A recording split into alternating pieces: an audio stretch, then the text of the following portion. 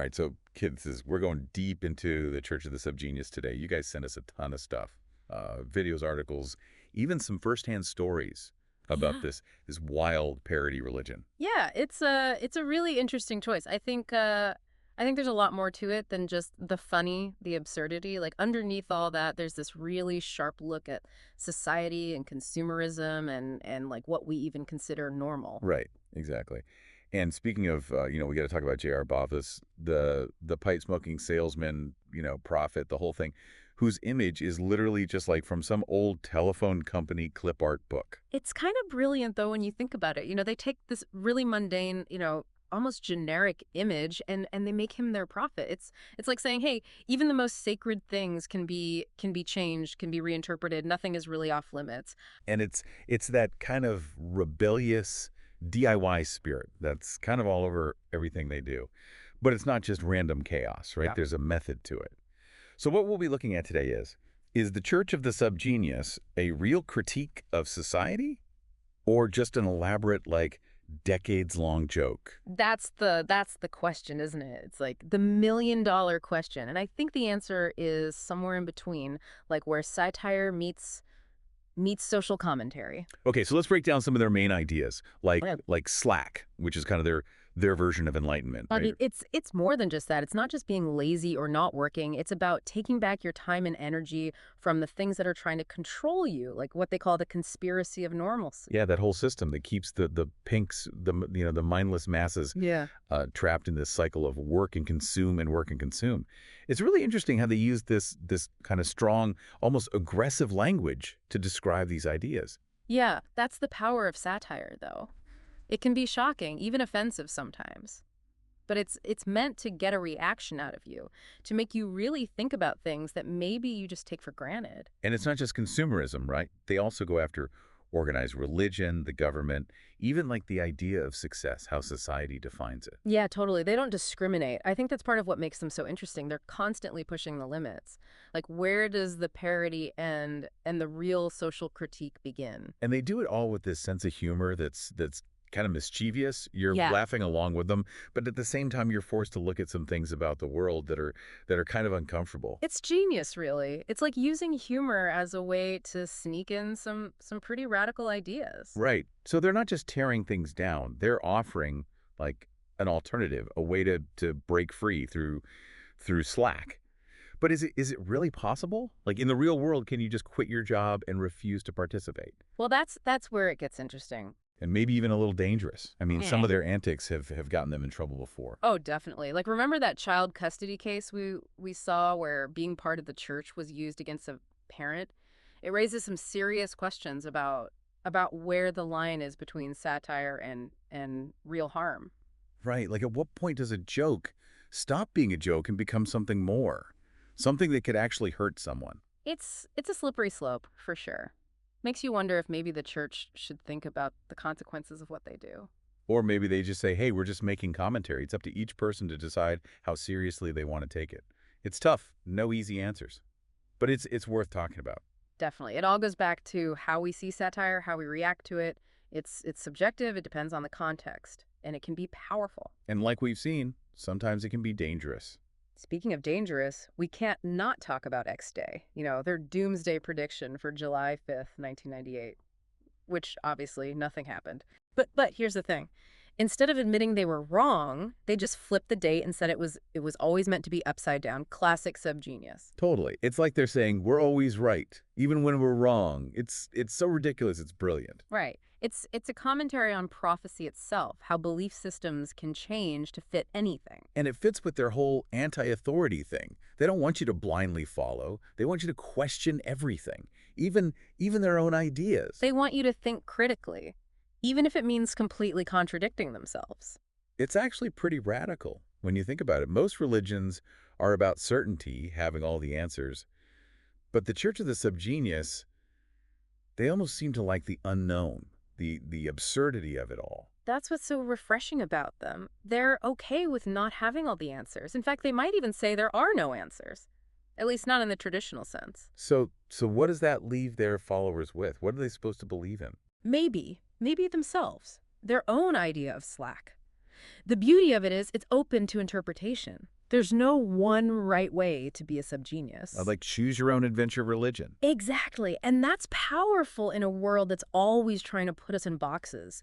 The church is basically saying, screw the boxes, be weird, be you, find your own path. But let's be real. How many people actually live that way? Yeah. Like quitting their jobs, ditching consumerism, embracing the absurd. It seems pretty fringe. Yeah, it's not exactly mainstream, but I think their impact goes beyond just how many official members they have. Like, their ideas have seeped into pop culture, from comedy to art to music. Oh, for sure. You can see their influence in everything from The Simpsons to David Lynch to like even internet memes. Exactly. They've become part of how we talk about things, whether people realize it or not. And maybe that's their biggest legacy. They've brought this healthy dose of absurdity and rebellion into the mainstream. I think that's something to celebrate. Definitely. They've made it okay to question things, to laugh at how ridiculous life can be, to embrace our own weirdness. And in a world that's becoming more and more the same, that's a powerful message. So they might not have all the answers or even claim to, Yeah. but they've definitely given us a lot to think about. And a lot to laugh about. And honestly, that might be just as important. So we've talked about their philosophy, their influence, even their kind of questionable doomsday prediction. But we haven't really dug into their creative stuff, like their book, The Book of the Subgenius. Oh yeah, the holy book that almost didn't happen. Remember that story about how the first printing was a disaster and they almost went broke? It's amazing they even recovered from that.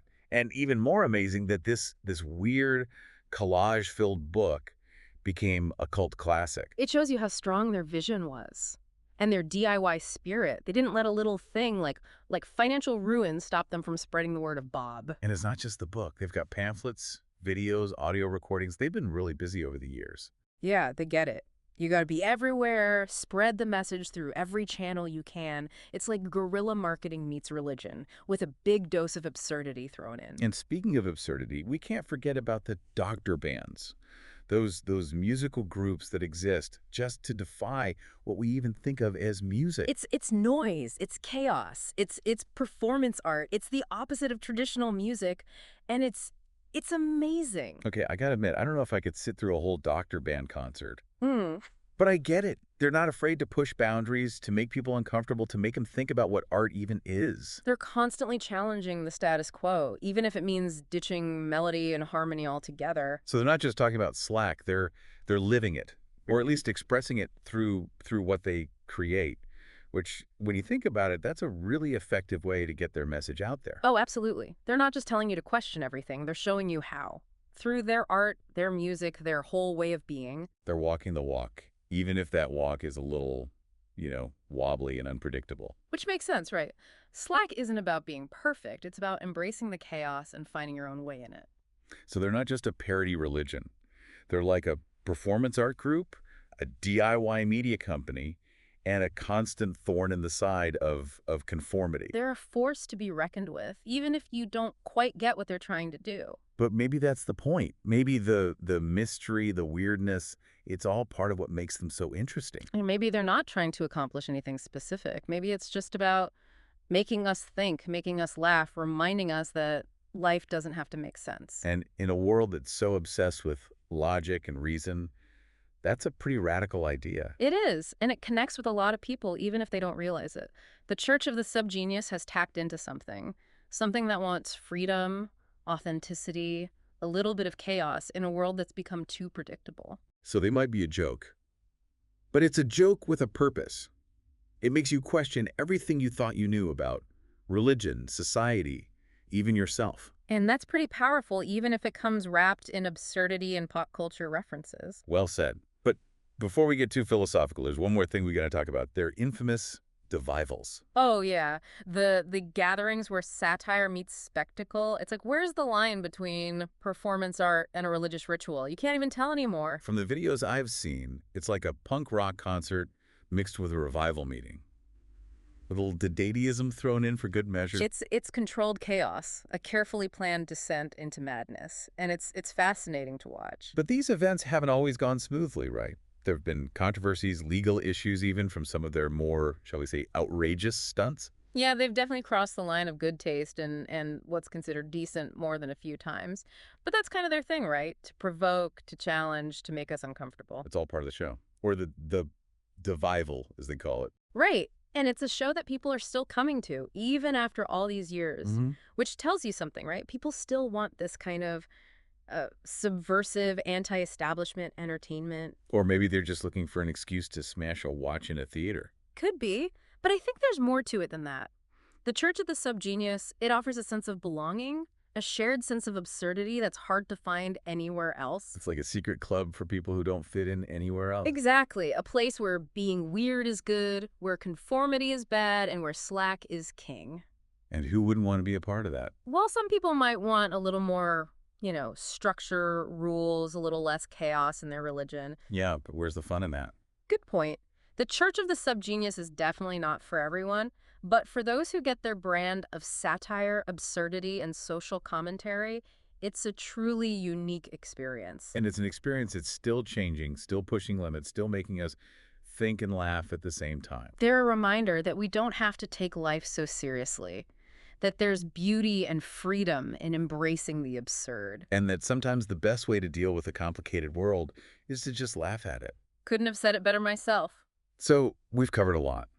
From Bob Dobbs to Slack to Devivals, we've looked at the Church of the Subgenius from the beginning to where they are now, a pop culture phenomenon. And we've only scratched the surface. There's so much more to uncover, so many layers of irony, satire, and social commentary to unpack. But for now, we got to take a break. Don't worry, we'll be back to wrap things up and leave you with some final thoughts on this wonderfully strange and lasting movement. Yeah, and we can't forget about the real world consequences. Like, for some people, these ideas have had serious impacts. Remember that child custody case we were talking about before? Oh, yeah. The one where a parent's involvement in the church was like held against them. Yeah. It makes you think about the line between satire and actual harm. Like where does that line even exist? Exactly. When does a joke stop being a joke? When does it become something more, something that could actually hurt people? It's a tough question. It's kind of slippery. It makes you wonder if maybe the church has a responsibility to be more careful about what they do, Uh, about the potential fallout, you know. Maybe they just say, look, we're just making commentary. It's up to the individual how they want to interpret it. It's a tough one. It is. No easy answers there, but it's definitely something worth thinking about. Absolutely. And it all feeds back into that bigger question of Yeah. how we understand satire, how we react to it. It's so personal, you know? Mhm. It depends on who you are, where you are, and it can be really powerful. And like we've seen, it can also be dangerous sometimes. Absolutely. Oh, we got to talk about X Day. Yeah. Their whole end of the world prediction for July 5th, 1998, Hmm. which, well, obviously didn't happen. But here's the thing. Instead of, saying, oops, we were wrong, they just flipped the date and said, nope, it was always meant to be upside down. Like, that's so subgenius. I know, right? It's like their way of saying we're always right, even when we're wrong. It's so absurd. It's kind of brilliant. It is. It's like a commentary on prophecy itself. Yeah. On how these systems of belief can shift and change to fit whatever narrative they need to.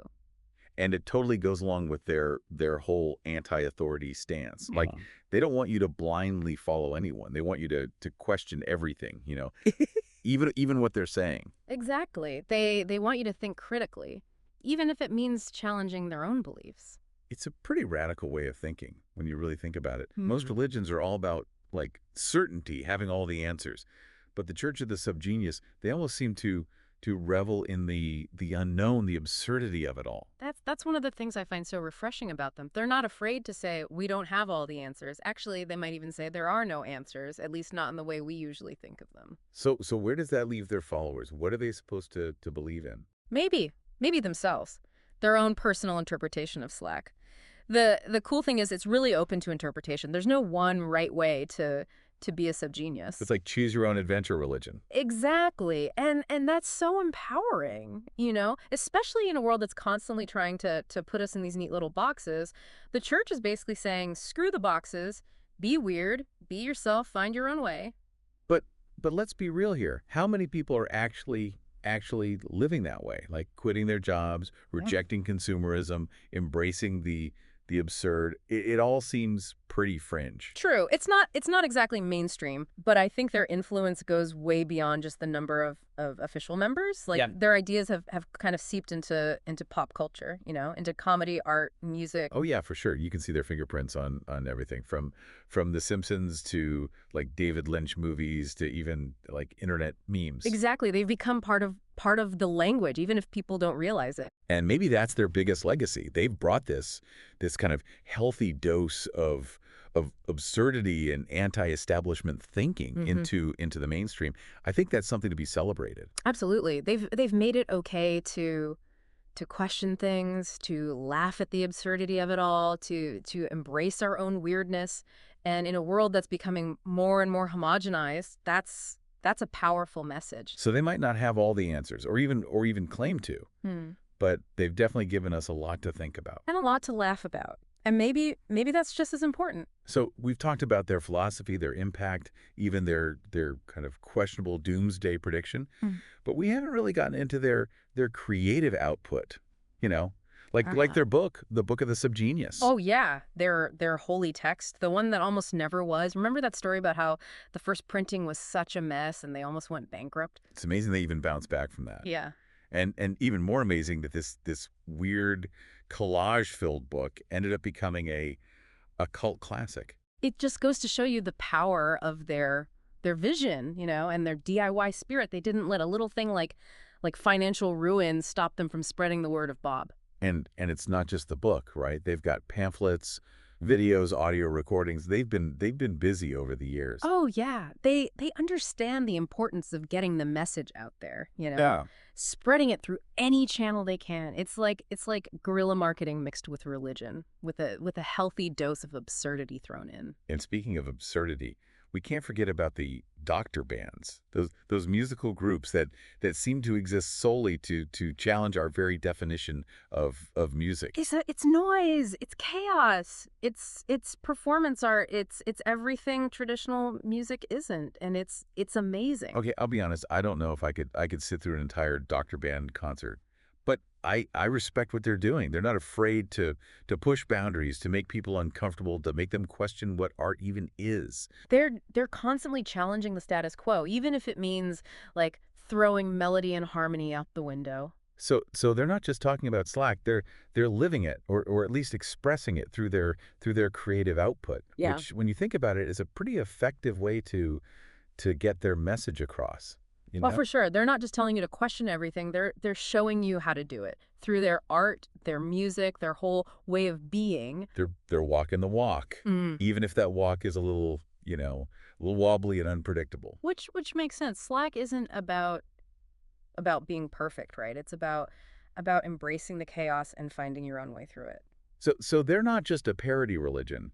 They're like a performance art collective, a DIY media empire, a constant thorn in the side of conformity. They're a force to be reckoned with, even if you're not sure exactly what they're trying to accomplish. But maybe that's the point. Maybe the ambiguity, the mystery, the sheer weirdness, it's all part of the appeal. Maybe they're not trying to achieve anything specific. Maybe it's just about making us think, making us laugh, reminding us that life doesn't have to make sense. And in a world that's so focused on logic and reason, that's a pretty radical message. It is, and it resonates with a lot of people, even if they don't consciously realize it. The Church of the Subgenius has tapped into this primal desire for freedom, for authenticity, for a little bit of chaos in a world that's become too predictable. So they might be a joke, but it's a joke with a purpose.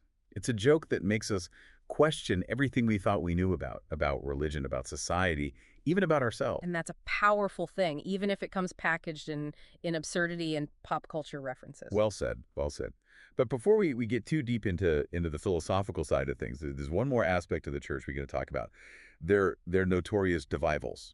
Ah, yes. The unholy gatherings where satire and spectacle collide, where the line between performance art and religious ritual becomes deliciously blurry. From the videos I've seen, they're like a cross between a punk rock concert and a revival meeting with a dash of daddyism thrown in for good measure. It's controlled chaos. A carefully orchestrated descent into madness, and it's mesmerizing to watch. But these events haven't always gone smoothly, have they? There have been controversies, even legal issues stemming from some of their more, shall we say, outrageous stunts. True, they've definitely pushed the boundaries of good taste and public decency on more than one occasion, but that's kind of their MO, isn't it? To provoke, to challenge, to make us That's uncomfortable. all part of the show, or the devival, as they'll call it. And it's a show that continues to draw crowds even after all these years, which says something about their enduring appeal, right? People are still hungry for this kind of subversive anti-establishment entertainment. Or maybe they're just looking for a good excuse to smash a watch in a theater. That's always a possibility, but I think there's something more to it than that. The Church of the Subgenius, it offers a sense of community as a shared sense of absurdity that's hard to find elsewhere. Like a secret society for people who don't fit in anywhere else. Yeah. Exactly, a place where weirdness is celebrated, where conformity is shunned, and where slack reigns supreme. And who wouldn't want to be a part of that? Well, I mean, some people might prefer a little more structure, a little more dogma, a little less chaos in their religious experience. Sure, sure. But where's the fun in that? You got me there. Yeah. The Church of the Subgenius is definitely not for everyone, but for those who appreciate their unique brand of satire, absurdity, and social commentary, it's a truly one-of-a-kind experience. And it's an experience that's still evolving, still pushing boundaries, still making us laugh and think in equal measure. They're they're a constant reminder that life doesn't have to be taken so seriously, that there's beauty and liberation in embracing the absurd. And that sometimes the best way to deal with the complexities of the world is to just laugh at them. Couldn't have said it better myself. So we've covered a lot of ground today, from Bob Dobbs to Slack to Devivals. We've explored the Church of the Subgenius from its humble beginnings to its current status as a pop culture phenomenon. And we've only just scratched the surface. There's so much more to discover, so many layers of irony, satire, and social commentary to unpack. For now, we need to take a break. But don't worry, we'll be back soon to wrap things up and leave you with some final thoughts on this wonderfully strange and enduring movement. All right, so we're back and ready to kind of wrap up our deep dive into the Church of the Subgenius. We've gone over their philosophy, their impact, their creative stuff, even those wild devivals. But there's this one big question we still got to address. Yeah, the question that's been, kind of hanging over us this whole time is the Church of the Subgenius really a critique of society or just this elaborate decades-long joke? Exactly. It's like you Yeah. never really know where the satire ends and the sincerity begins with these I guys. know, right? That's part of what makes it so fascinating. They keep you guessing. You're constantly questioning, what's real, what's an act. It's all part of the game. One thing that really struck me going through all this material is their consistency. They've been preaching this gospel of slack and mocking the conspiracy of normalcy for decades now. It's pretty remarkable when you think about it, especially in a world where things change so fast. Mhm. Trends come and go, ideas fade away, but the church, they've managed to stick to their core principles. Maybe that's why they still resonate with people. Like in this world that feels so chaotic and uncertain, there's something kind of comforting about their unwavering commitment to absurdity. Yeah, it's like a beacon of nonsense in this sea of seriousness. And maybe, just maybe, there's a deeper wisdom hidden in all that nonsense, Mm. like a way of looking at the world that helps us detach from all the pressure to conform, find a little bit of peace in the middle of all the craziness. It's like they're saying, "Hey, the world is ridiculous, so why not embrace it? Why not just laugh at it all?" Right. And in a way, that's a really liberating way to look at things. It frees us from having to take everything so seriously. We can just let go and enjoy the ride. So is it a joke? Is it social commentary? I think it's both and neither. It's this constantly evolving performance piece that challenges how we think about religion, society, even reality itself. Right. And it's up to each person to decide how they want to interpret it, to find their own meaning in all the chaos. Exactly. The Church of the Subgenius, they're not giving you answers. They're giving you questions. They're encouraging you to think for yourself, to question authority, to never stop exploring all the strange and wonderful possibilities out there. And maybe, just maybe, along the way, we'll find a little bit of that slack for ourselves. That'd be the ultimate victory, wouldn't it? To escape the clutches of normalcy and embrace the glorious freedom of Bob. Well, I think that about wraps up our deep dive. We've covered a lot, but there's always more to explore. So Yeah. so we encourage you to keep digging into the world of the Church of the Subgenius. Do your own research. You might be surprised at what you find. And who knows, maybe you'll even find yourself, converting to the Church of the Subgenius. Just remember, if you start seeing pink, you've gone too far. Thanks for joining us on this wild ride. Until next time, keep questioning, keep exploring, and remember, Bob loves you.